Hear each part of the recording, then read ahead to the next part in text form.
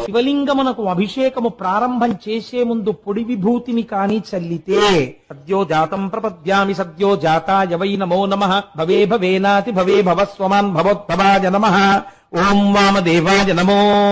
జ్యేష్ఠాయ నమః శ్రేష్ఠాయ నమః కాలాయ నమః అని పంచబ్రహ్మ మంత్రాలు చదువుతుంటారు. వాటితో శివలింగం మీద పొడి విభూతి వేసి ఏ చెట్టు నుంచి ఎన్ని పువ్వులు కొయ్యాలో అన్ని పువ్వులను ఈ బ్రహ్మాండములో ఉన్న సమస్త వృక్షముల యొక్క పూలను కోసి తెచ్చి ఈశ్వరార్చన చేసినటువంటి ఫలితము పొడి భస్మతో అభిషేకమును ప్రారంభించినటువంటి వాడి ఖాతాలో వేసేస్తారు. భస్మం